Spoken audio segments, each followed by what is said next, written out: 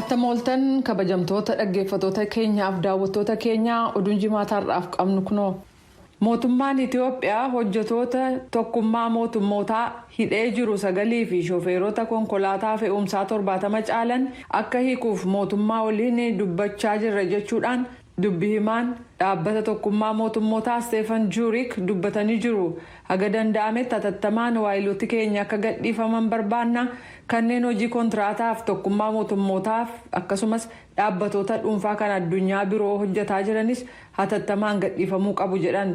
Haala Itiyoophiyaa gama kaabaa keessa jiru kan ilaaleen waayiloonni keenya kan gargaarsa dhala namaa akka jedhanitti jedhan bulchiisa naannoo Amaaraa keessatti dahannaa nyaata bishaan akkasumas dawaalee fi eegumsi barbaachisaadha jedhu Juurik. Walwaraansi bulchiinsa Amaaraa keessatti gaggeeffamu namoota hedduu Dasee, Kombolcha, Kamisee fi iddoo biraa naannoo sanaa keessaa haaraa godaansisaa jiras jedhaniiru. Dabra Biraan keessatti immoo uummanni 100,000 hedduu manaaf qe'ee ofiirraa buqqa'anii kan galmaa'an yoo ta'u irra hedduun isaanii manneen barnootaa 2 keessa daatanii jiru ka jedhan Juurik. Namoonni 100,000 hedduun Cifraa fi Ada'aar kan bulchiisa naannoo Afaar keessa buqqa'aniiru jedhan.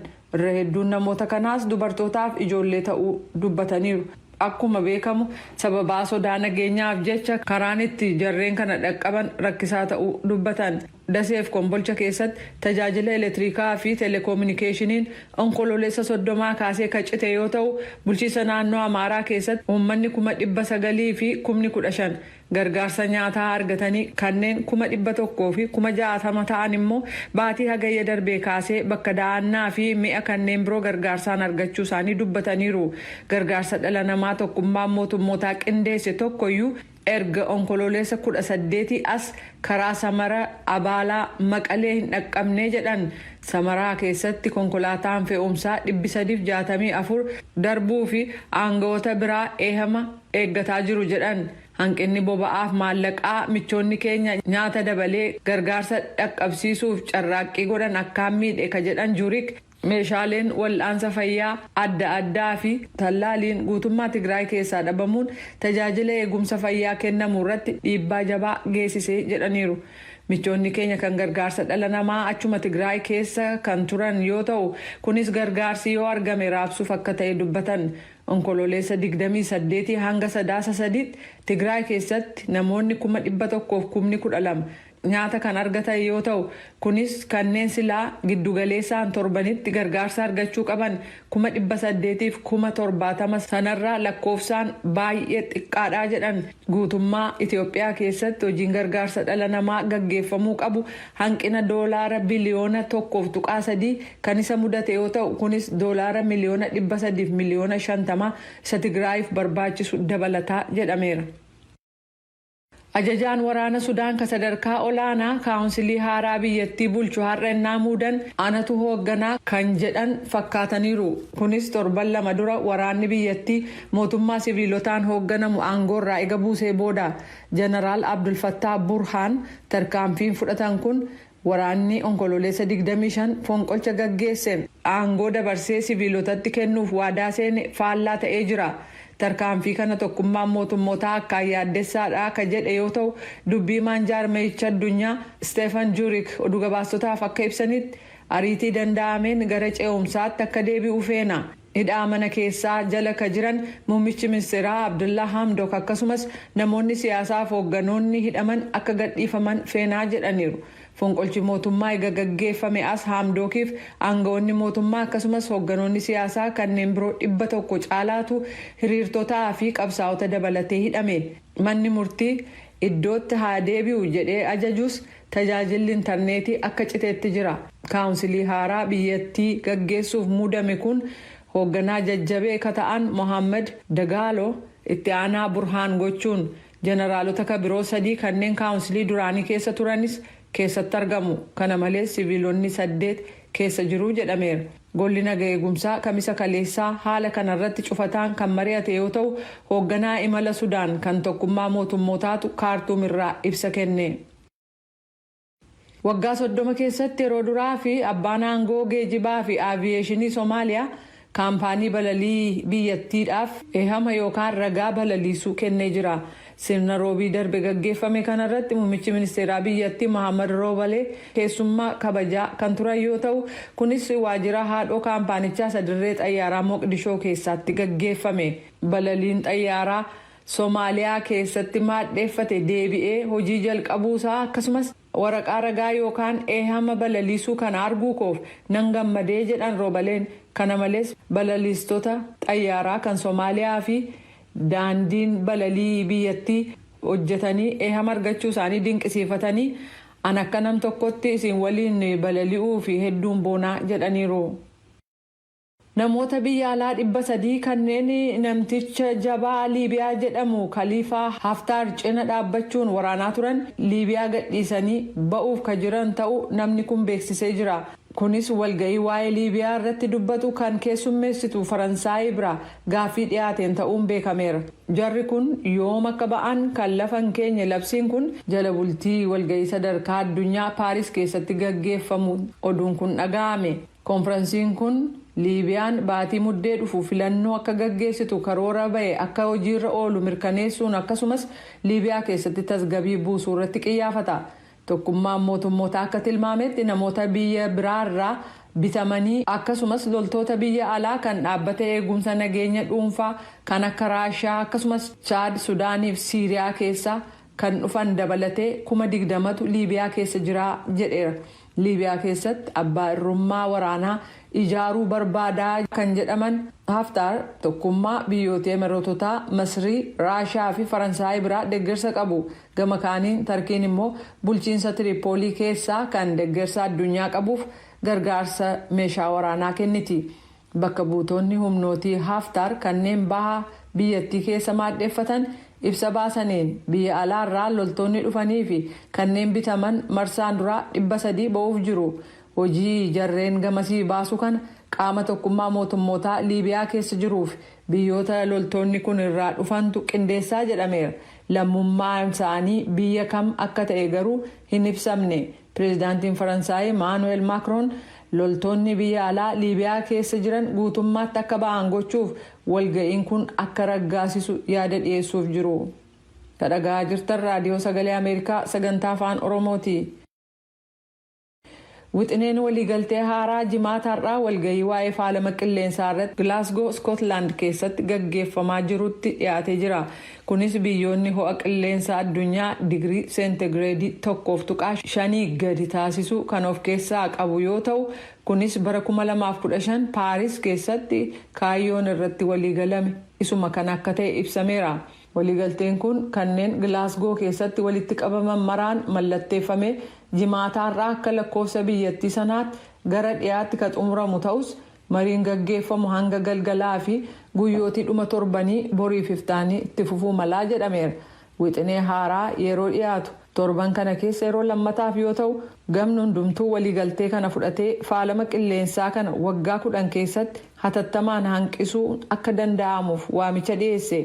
Ho'a addunyaa digirii seentigireedii 1.5tti daangessuun hatattamaa fi gadi fageenyaan akkasumas haala walirraa hin cinneen hanqisuutu barbaadamaa jedha yaadi dhiyaate.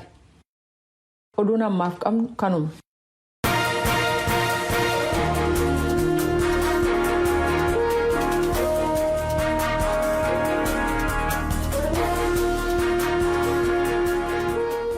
Kan hordofaa jirtanii sagalee Ameerikaa sagantaa afaan Oromooti. Oduudhaa fi jaallannee ni galateeffanna. Hordoftoota keenya erga istuudiyoo seennee oduun nu qaqqabe tokkotu jira.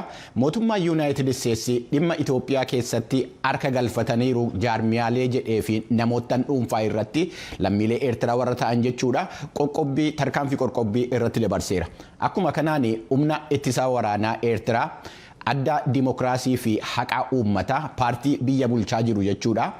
Hidrii Trust, Red Sea Trading Corporation, Abraha Kaasaa Niyaamaar akkasumas Hagos Gabre Hiwoot Walda Kidaan namoottan jedhan irratti murtoo qoqqobbii dabarseera. Hordoftoota keenya amma immoo gara gabaasa keenya itti aananutti ceena nu wajjin hin tura.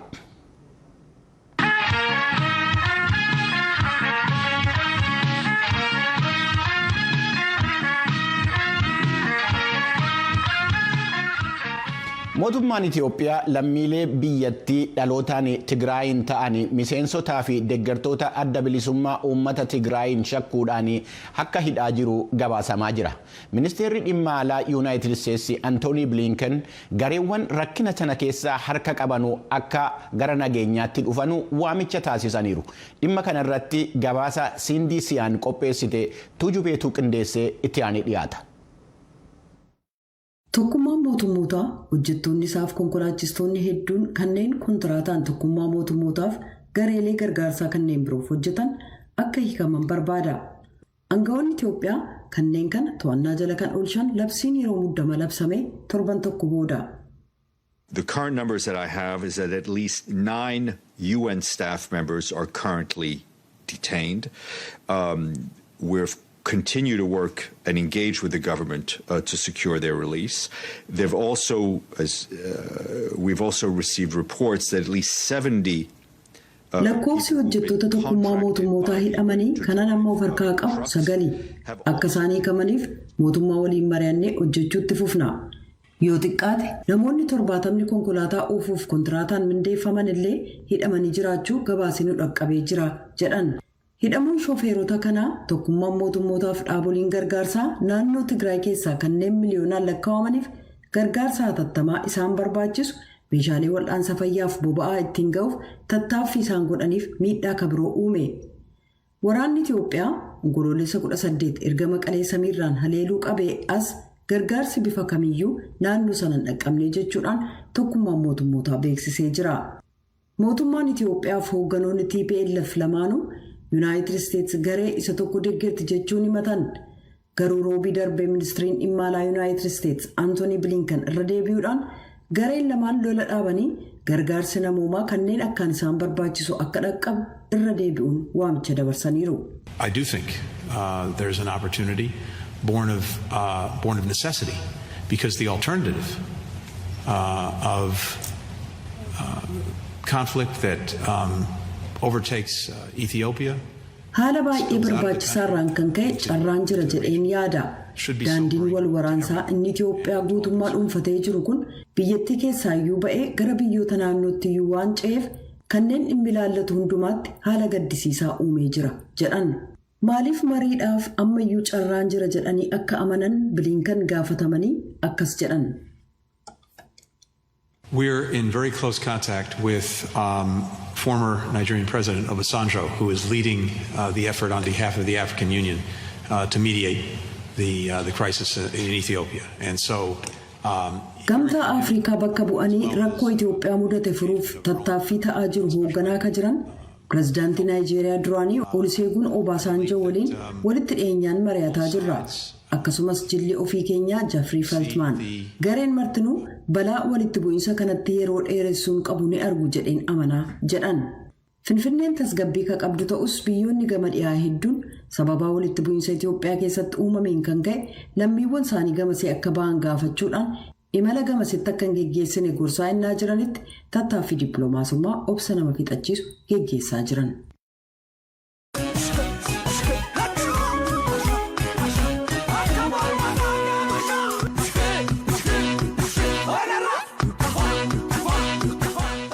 Galatoomii Tuujube hojjettoonni dhaabbata mootummoota gamtoomanii Itoophiyaa keessa jiran kan hidhamaa jiran seera biyyattii waan cabsanii fi jechuudhaan dubbi himaan ministeera dhimma alaa Itoophiyaa himaniiru.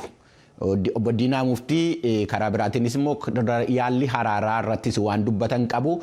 Dhaabbanni mootummoota gamtoomanii immoo gama isaatiin hojjettoota isaa kana hiiksisuudhaa fi yaalii gochaa akka jiru dubbateera. Gabaasa Mallaskaachoo ammas Tuujubeetu isinii dhiyeessa kunooti.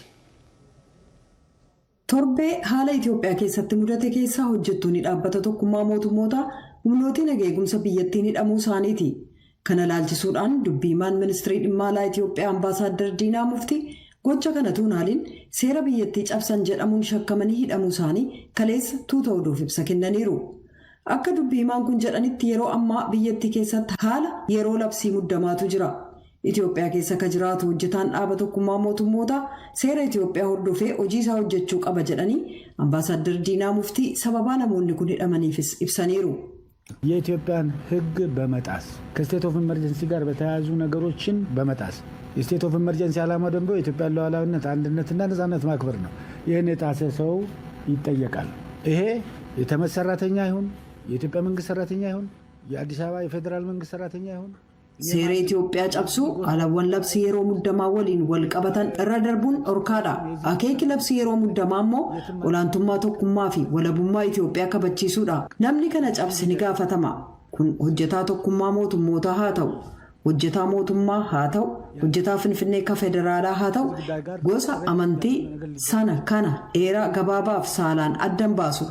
Biyya sagam keessattuu seerri akkasitti kan kabajamu kan ta'es kanuma. Adeemsa kana keessatti dogoggorri uumamuu danda'a. Kan dhimma kana hojiirra oolchu poolisiin seeraan ala nama hidhuu danda'a. Kana waliin haalli waliin qabanne mudachuu danda'a. Kun innaa argamu immoo mootummaan adda ni baafata. Kanarraa kan hafe hojjetaa tokkummaa mootummootaa sababa ta'eef sababanni seeraan ol ta'uuf gara mirgaa innaa jedhamu gara bitaatti oofuu hin danda'u. Dhorkaadha. Biyya sagam keessattuu Ameerikaas ta'e Awustiraaliyaa eessattuu jechuudha. Dhugaan jiru kana malee sababaa hojjetaa tokkummaa mootummootaa ta'eef namni hidhamu hin jiru jedhan. Tokkummaan mootummootaa gama isaan sabaa himaalee adda addaan akka ibsatti hojjettoota na duraa hidhaman jedhe hiiksisuuf mootummaa Itoophiyaa waliin walitti dhiyeenyaan hojjetaan jira jedhe. Aljaziiraan dubbiimaa tokkummaa mootummootaa maqaa dha'uudhaan humnootiin nagaa eegsisan hojjettoota isaa 16 Finfinnee keessatti duraa hidhuu isaanii dubbateera. 6 immoo akka hiikaman illee ibseera.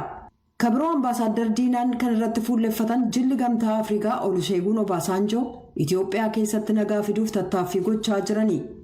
Yaaliin kunis ejjennoo mootummaa Itoophiyaa kan yeroo hundumaa waan ta'eef ni deeggarra. Kanaanis tattaaffiin pirezidaanticha Naayijeeriyaa duraanii kan Obaasanjoo dhugaa barbaadanii ifa baasuudha. Kanaafis gara naannoo Tigraay gara kutaalee biyyattii adda addaaf gara biyyoota ollaa dhaqaniiru. Hoogganoota gamtaa Afrikaa waliin illee mari'ataa jiran jedhan dubbiimaan kun. Biyya ollaa Obaasanjoon daawwatan jedhan garuu hin ibsin hafan. Ejjennoo Itoophiyaas akkas jechuun ibsan.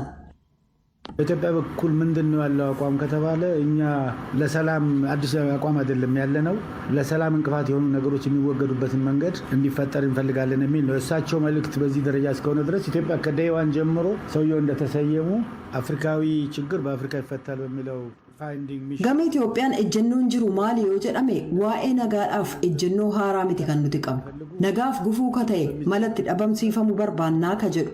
Ergaan isaanii kana laallata taanaan Itoophiyaan jalqabarraa qabee akkuma isaan muudamaniin rakkoon Afrikaa warreen Afrikaatiin hiika argata qajeelfama jedhu simanneerra. Dhugumatti namni kun yeroo ammaa hojii dhugaa barbaachuutti jiru. Kanaaf maal akka argan, maal akka hubatan, maal gochuu akka barbaadan gara fuula duraatti daandii isaan diriirsan illee ni hordofna. Garuu nagaan Itoophiyaaf yeroo mara ajandaa isheeti. Haalli isaa akkuma dursinee ibsine wantoonni nagaaf gufuu ta'an hanga dhabamsiifamanitti sababaan gara nagaatti hin deemamneef hin jiru ka jedhu jedhan. Ambaasaadar Diinaa Muftii cimsanii ka hubachiisan haala biyyattiin keessa jirtuun mariin araaraa amma yeroon isaan geenye. Gama Itoophiyaan marii kana laalchisee haalli jiru ifaadha. Gara marii araaraatti seenuuf haalawwan wal waraansaaf sababaa ta'an dhabamsiifamuu qabu jedhan. ድርድር ከሲቪክ ሶሳይቲው በትግራይ ውስጥ ካሉት 4 እንደዚህ የሚሆኑ ተፋላሚ ፖለቲካ ፓርቲዎች አሉ። ከእምነት ተቋማት ከሌሎች ስቴክ ሆልደርስ ጋር መደራደር ይቻላል የሚለው ነገር ቀደም ብለን እኮ ስናወራ ነበር። ግን ሾርት ኦፍ እነዚህ ቴሮሪስት mariin kun hawaasa siivikii waliin Tigraay keessa paartilee mormituu 4 ta'an jiran waliin waaltaalee amantiif qaamotii dhimmi ilaalu waliin dursinee dubbataa turre. Kana jechuun hojii shororkeessummaa kanneen hojjetaniin ala jechuudha. Murtiin paarlaamaa murteeffamee jira. Paarlaamaan ni haaraanis murtii sana sirnaan haqeen jiru. Gochi isaanii immoo ammayyuu shororkeessummaa keessa jiru. Gochi akkasii haqamuu qaba. Waraansaaf sababaan tokko shororkeessummaadha. Kun ejjennoo suukanneessaadha. Seenaa keessatti diinawwan Itoophiyaa kanneen ta'aniin oofamuu, tokkummaa Itoophiyaa diiguu, Itoophiyaa diiguuf hanga jaannabaatti deemna garee jedhe miti kun haal duree ta'uu kan danda'u yeroo mara olaantummaa biyyaa kan Itoophiyaati. Kanan jedhes kanuma jedhan.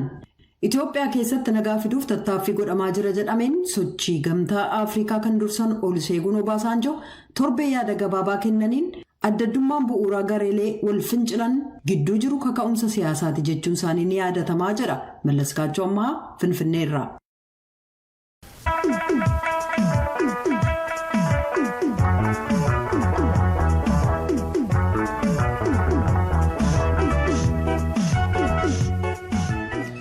Ammas irra deebi'eetu jubeen galateeffadha. Qophiin keenya ittaanu torbanitti guyyaa jimaataa kan isiniif dhiyaatu labataadha. Qopheessituun Tigisti Gammeeti. Guyyaa har'aatii fi waa'ee walqixxummaa saalaa akkasumas waa'ee feesbuukii fi haala dhimma Itiyoophiyaatiin wal qabate waan nutti himtu qabdi fakkaata. Gara Tigistiitiin isin dabarsaa kunooti.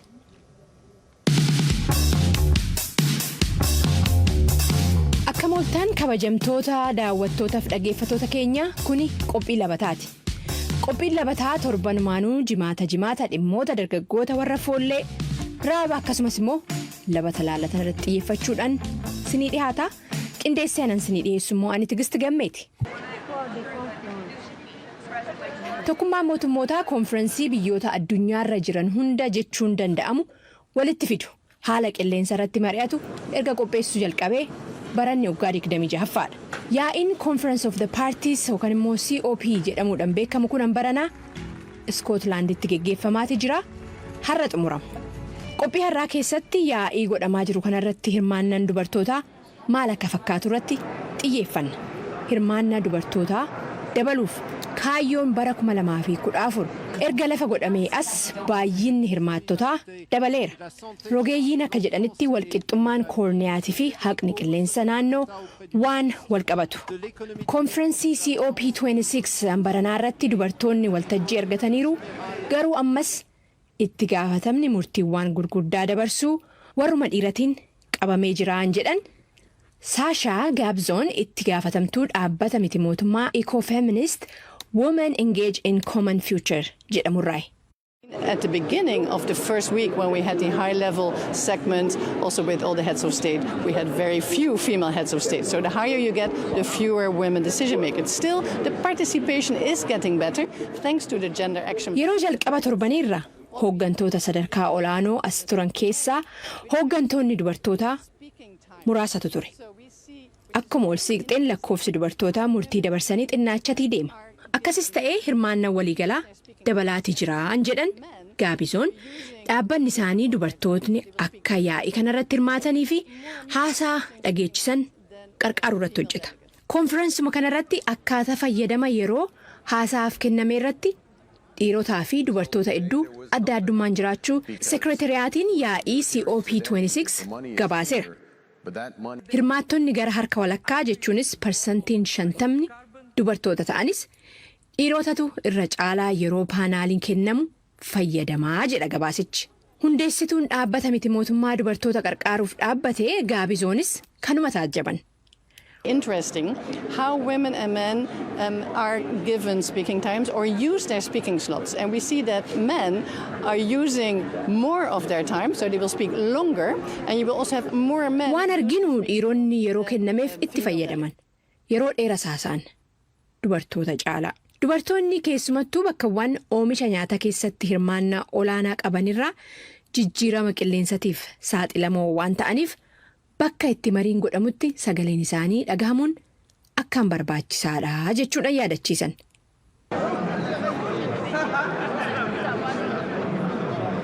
Gama ardii Afrikaatii biyya Dimokiraatik Riippaabilik of Koongoo irraa daayireektariin hooggantuu dubartootaa Chuchungaa Mapungaa Lozlee balaawwan jijjiirama qilleensatiin wal qabatan dhufaniif dubartoonni akkaan saaxilamoodha jetti.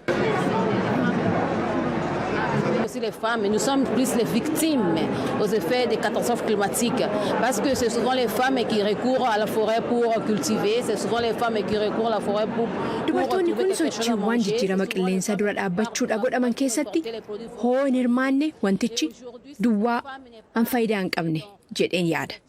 Sababni isaas beekumsi isaan qabeenya uumamaa kunuunsuu irratti qabanii fi fidanii dhufan baay'ee barbaachisaa waan ta'eefi jechuudhaan.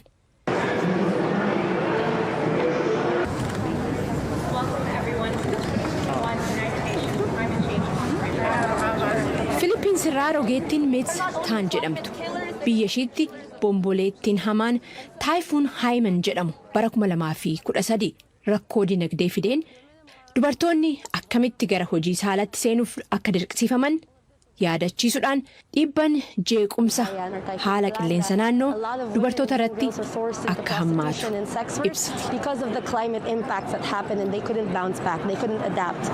In so many settings, when you are in evacuation centers, you are more prone to sexual harassment. Bakka baay'eetti yeroo namoonni dheeffisiifaman dubartoonni hokkara saalaatiif saaxilaman. Qulqullinni iddoowwan sanis badaadha. Kanaaf waa'ee jeequmsa jijjiirama qilleensaa dhufuu yeroo haasofnu waa'ee feminizimii, waa'ee walqixxummaa, waa'ee loogii sanyii, waa'ee kana hunda of keessa qabaachuu qabaa jechuudhaan gama jijjiirama qilleensaatiin haqa fiduudhaa waan barbaachisan jettu tarreessiti.